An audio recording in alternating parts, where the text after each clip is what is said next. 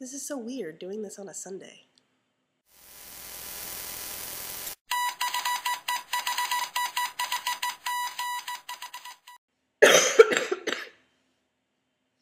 So I'm still a little sick. It's awesome. But that's not why they didn't do the video on Friday. Our AC broke, and it was like 90 degrees in the house, and I had to get that fixed. So the fivedotnerds saw fit to grant me posting amnesty, so that way I could deal with that problem and not like fry in the evening. So awesome. Seeing as how this week we're talking about our favorite authors, all of my friends jokingly asked me if I would be spending the entire time talking about Stephanie Meyers, so I decided to wear my new shirt.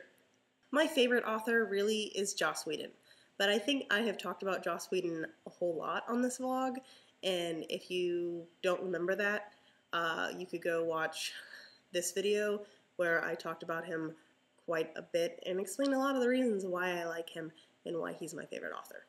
I've also talked quite a bit about David Sedaris, who's another one of my favorite authors, and I like him for reasons drastically different from liking Joss Whedon, in that when Sedaris writes one of his essays, he really has a habit of telling the story where you're not maybe entirely sure where he's going, and then in the end, like one paragraph, he connects all of the threads together and then like punches you in the gut with his point, and it's amazing and incredible, and I love his essays.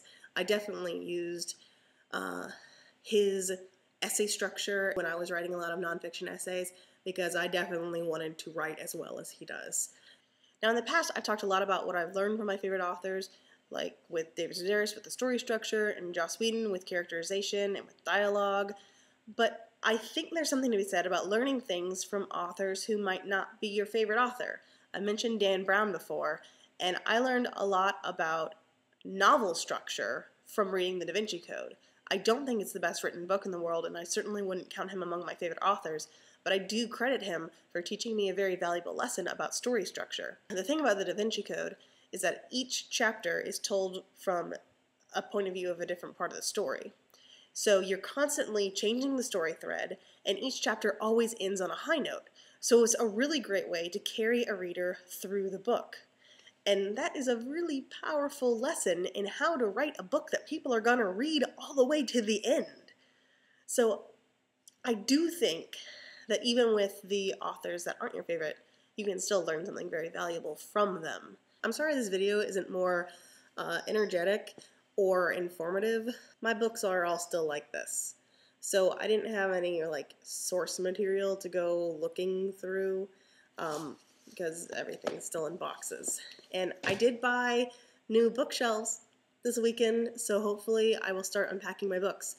But currently the only books that I actually have unpacked are Harry Potter, and most of those are my tripod right now. So I didn't really have a lot of my favorite writers' material. Man, I really should have paid more attention to what our writing weeks were. So hopefully I will be better next week and have a way more interesting video. So I apologize that I'm a little low energy, but can't always be Flaily McFlailerson.